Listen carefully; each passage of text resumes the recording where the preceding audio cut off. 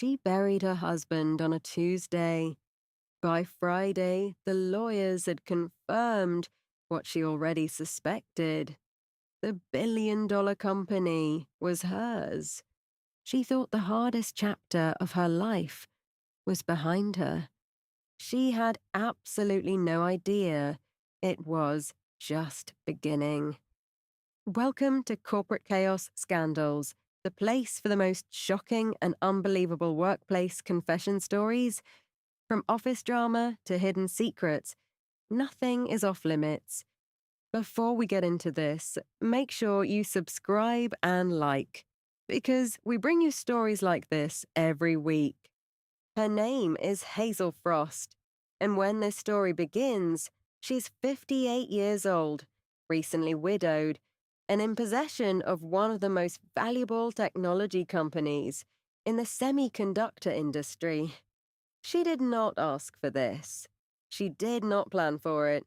She did not, if she is being honest, and Hazel Frost has become, since everything that happened, a woman who insists on honesty, feel remotely prepared for it. Her husband, Davis Frost, had built Frost Microtech over 30 years from a single patent, filed in a rented lab in Cambridgeshire, to one of the most significant players in the global semiconductor supply chain. It was not a glamorous company. It did not make the kind of products that appeared in advertisements or sat on shop shelves. What it made were the microscopic chips, the tiny, extraordinarily precise components that lived inside the processors of other companies' products. If you had ever used a modern laptop, a current generation smartphone, a medical imaging scanner, or a piece of defense navigation equipment, there was a reasonable statistical probability that somewhere inside it, a Frost chip was doing its work. Davis had been brilliant at this. Genuinely, technically brilliant. The kind of mind that understood the engineering of small things with an almost artistic depth. He had also been, by the accounting of most people who knew him, not an easy man to be married to, not unkind, not absent in the dramatic sense, but consumed. The way people are consumed when they have found the thing they are built for and have arranged their entire life around it. Hazel had been, as she described it herself, with the dry precision of a woman comfortable with her own history, the person who kept their actual life running while Davis kept Frost Microtech running. She had raised their 2 children, a son, Edward, now 31, and a daughter, Catherine, now 28, with the particular competence of a parent doing the work of two while publicly presenting as half of a partnership. She'd managed the household, the social engagements, the charitable commitments that kept the Frost name in good standing in Cambridgeshire circles. She had been at every dinner and every board function and every school parents' evening, the quieter presence beside the man everyone actually wanted to talk to. She was, by every measure, competent and intelligent and deeply, systematically underestimated. Davis died of a sudden cardiac event on a Wednesday morning in March. He was 64, no warning. He was at his desk at the Frost Microtech headquarters, reading a technical report. And then he was not. His assistant found him. The ambulance came. The hospital called Hazel. She drove to the hospital. He was already gone. She sat with him for a while. She held his hand. She cried. And then she stopped crying. And then she drove home and called their children. And then she sat in the kitchen with a cup of tea going cold and understood that the life she'd been living for 30 years had just changed its fundamental shape. The will was read the following Friday. The personal estate, the properties, the investment accounts. These were straightforward. The corporate provision was not.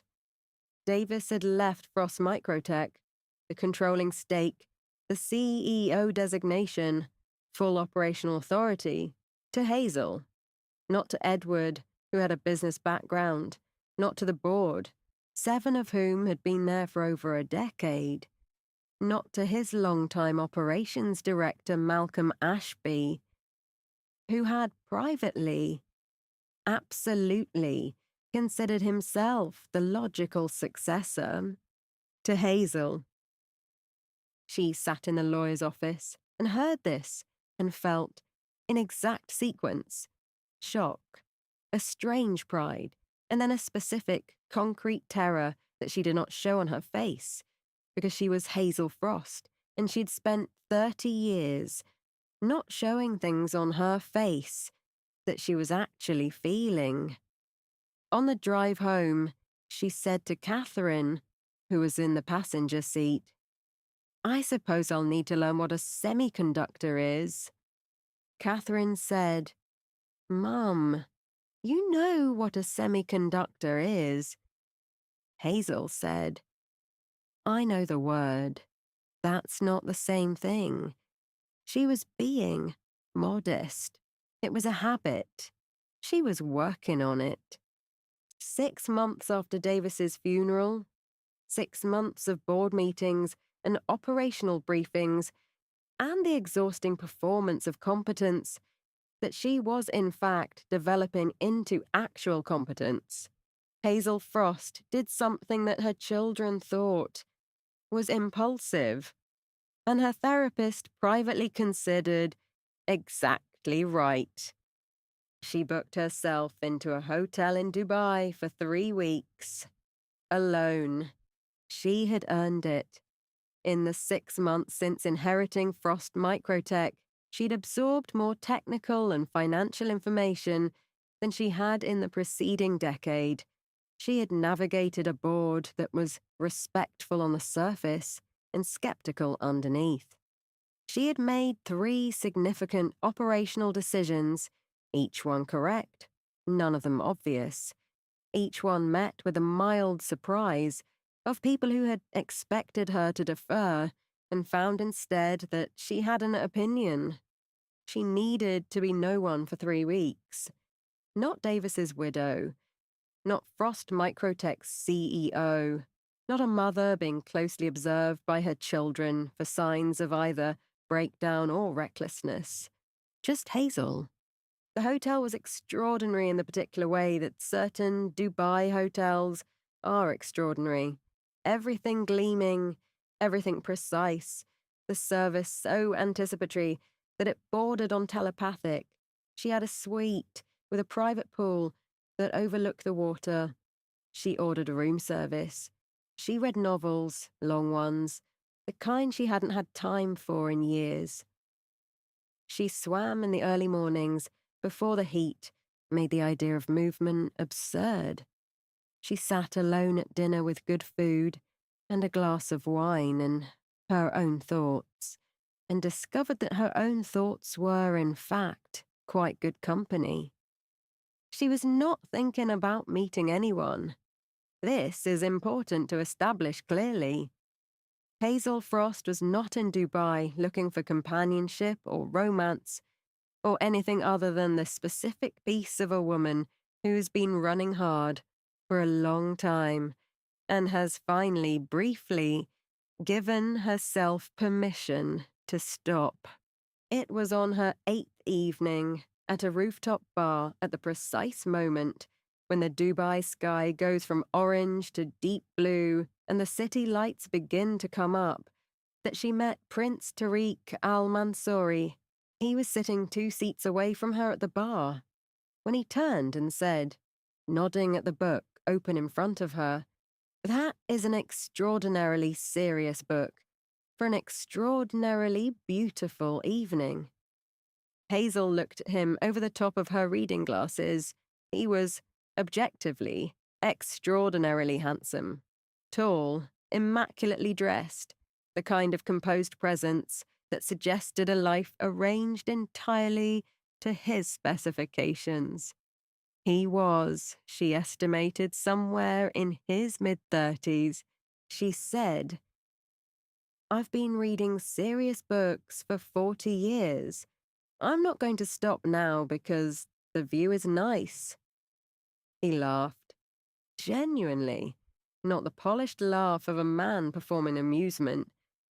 An actual laugh, surprised out of him. And something in that genuine reaction made Hazel put her reading glasses down and engage with the conversation properly. They talked for 3 hours. She told him she was recently widowed, running a technology company, on 3 weeks of self-prescribed rest. He told her his family had significant interests across hospitality, real estate, and investment in the Gulf. He spoke 4 languages. He had studied at Oxford. He asked about her work with genuine seeming curiosity, intelligent questions about the semiconductor industry, about supply chains and competitive dynamics, about the challenges of inheriting leadership of a technical company without a technical background. It was, she thought, as she walked back to her suite that night, the most interesting conversation she had had in a very long time. He called the hotel the following morning and asked if she would have breakfast with him. She said yes, over the 3 weeks of her Dubai stay, and then in the months that followed as he came to England, and she returned to Dubai twice more. Hazel Frost fell in love, or what she experienced as love, and she would spend a great deal of time later examining the distinction between the two, between the feeling and the reality. But in the experiencing of it, there was nothing that told her to look more carefully. He was interested in everything she said. He remembered it all. He asked follow-up questions weeks after she had mentioned something in passing. He was warm with her in private and correctly attentive in public. He made her feel, and this is a specific thing she could not have described to anyone without them understanding, that it is not a small thing. Visible, not as Davis's widow, not as a CEO, not as a woman of certain age doing impressive things. As a person, as Hazel. She introduced him to her children. Edward was polite and immediately uneasy, in a way he could not fully articulate. Catherine was warmer but watchful. Both of them expressed their concerns to each other, rather than to their mother, because they were old enough to understand that expressing concerns about someone a parent has chosen to care for is a delicate operation that requires timing and evidence. She introduced him to the Frost Microtech board, Malcolm Ashby, the operations director who had expected to run the company and had been managing his resentment with varying degrees of success for 6 months, was openly cold. 2 other board members raised questions afterward with Hazel's executive assistant that were formal in their language and pointed in their intent. Hazel, who had spent 30 years deferring to other people's readings of situations while quietly maintaining her own, found herself, for the first time, choosing her own reading over everyone else's. She trusted what she felt. He had given her no reason not to. The first formal business proposal arrived 8 months after their initial meeting at the rooftop bar. It was a strategic technology partnership, a licensing agreement for Frost Microtech's core chip architecture, its most valuable proprietary intellectual property, to a Gulf-based manufacturing consortium. The proposition was presented in a document that ran to 47 pages and was formatted, cross-referenced, and professionally produced to a standard that communicated seriousness. The commercial terms were not obviously unreasonable. The projected returns were attractive. The consortium, according to the documentation, had manufacturing facilities in 3 countries and an established distribution network across the Middle East and Southeast Asia. Tariq presented it to her personally one evening after dinner with the careful manner of a man who understood that mixing business and personal required handling. He said he had been thinking, since they first spoke about the semiconductor industry, about a structure that could benefit both parties. He said he wanted her full scrutiny. He said he had nothing to hide. She took the document to her legal team the following morning. She took it to Malcolm Ashby, whose technical expertise in the area of chip licensing was the deepest in the company. She scheduled a board review. The board review generated 2 formal objections, one from Malcolm, who had done preliminary research on the consortium and found its publicly available footprint thinner than he would have expected, one from another member who had concerns about the single signatory structure of the proposed licensing arrangement. Hazel listened to both objections.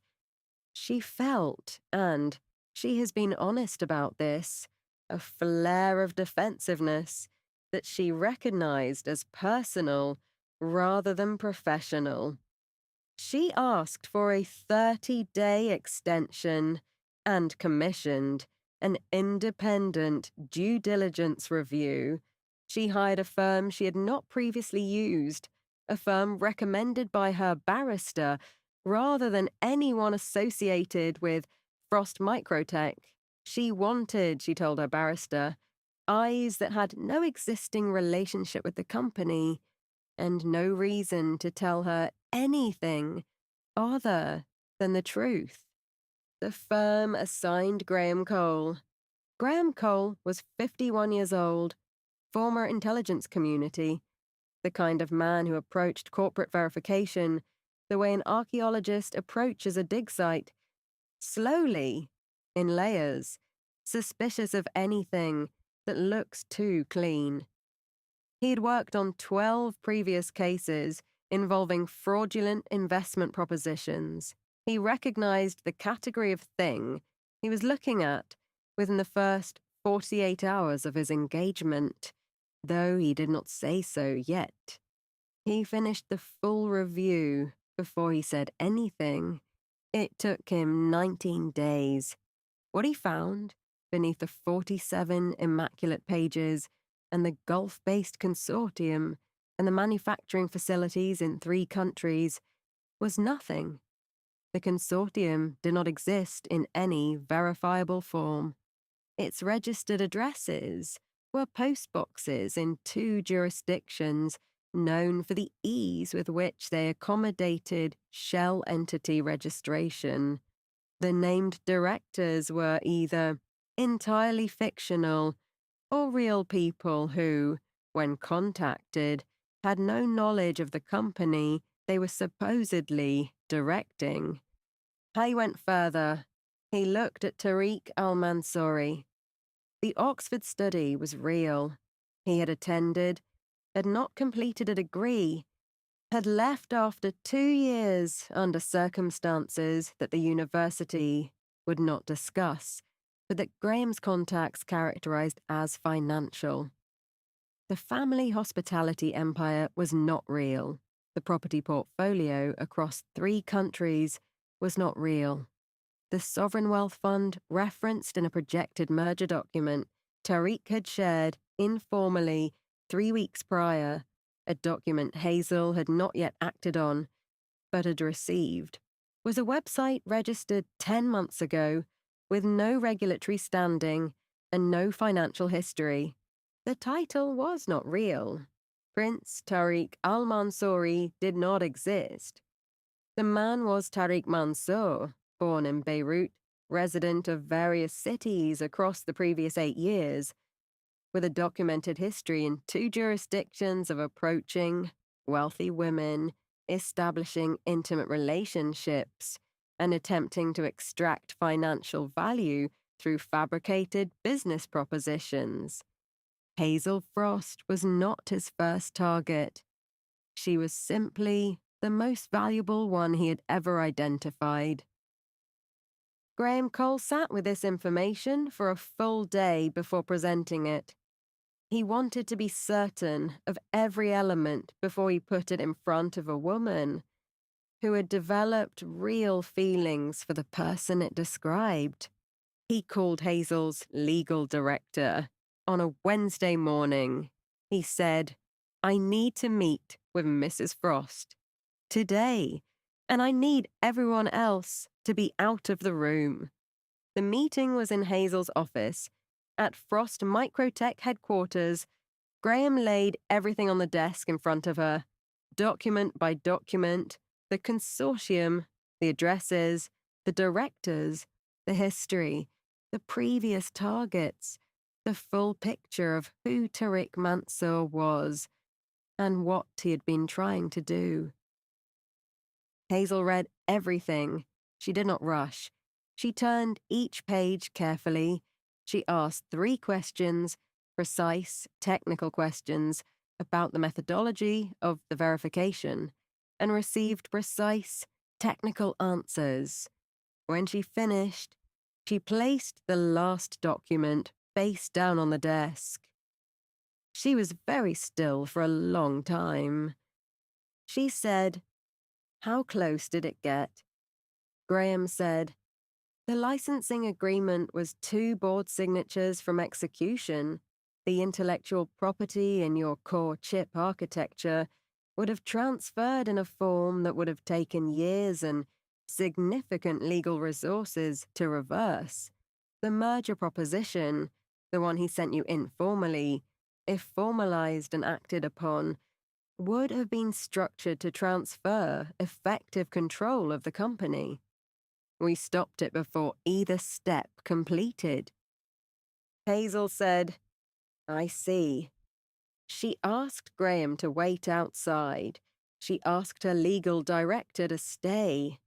She sat alone with her legal director for 10 minutes. Then she said, "Who do we call first?" Her legal director said, "The police." "Then your barrister?" She said, "Make the calls." Tariq Mansour was arrested 4 days later. The investigation took 5 months. It uncovered the 2 previous European victims, the retired pharmaceutical executive in Switzerland, the widow in the south of France, and added Hazel's case to a prosecution file that had been gathering evidence across 2 jurisdictions for longer than any of them had known. He was convicted on multiple counts of fraud and attempted theft by deception. He received a 7-year sentence. His assets, what could be found of them, which was considerably less than the lifestyle he had projected, were seized. At no point did a single pound leave Frost Microtech. The intellectual property was never at risk. The company emerged from the investigation entirely intact. In the immediate aftermath, Hazel Frost did something that the board had not expected, her children had not expected, and she herself had not been entirely certain of until she did it. She stayed. She stayed at Frost Microtech. She did not retreat into grief or embarrassment. She did not resign and retreat to the Cambridgeshire house and spend the next decade being Davis's widow, who had almost been swindled. She stayed, and she got to work, and she made decisions. She restructured the board. She promoted Malcolm Ashby. to a technical advisory role that gave him the influence appropriate to his expertise, while separating it from the operational decision-making she intended to own. She hired two new non-executive directors with deep semiconductor industry experience, people she had identified herself through a process that was entirely her own, rather than inherited from Davis's network.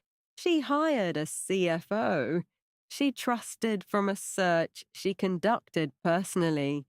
She commissioned a full operational review of every existing licensing arrangement, every supply chain contract, every strategic partnership, not because she suspected anything, she found nothing concerning, but because she needed to know her own company with the depth that genuine leadership required. She learned.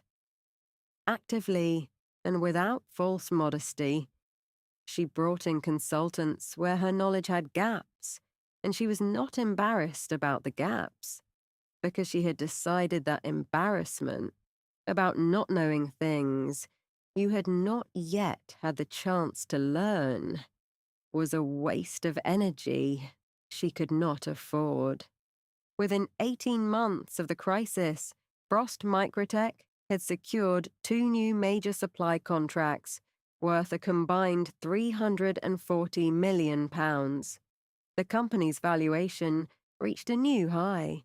An industry publication ran a profile of Hazel that its editor described as the most interesting CEO interview he had conducted in 5 years.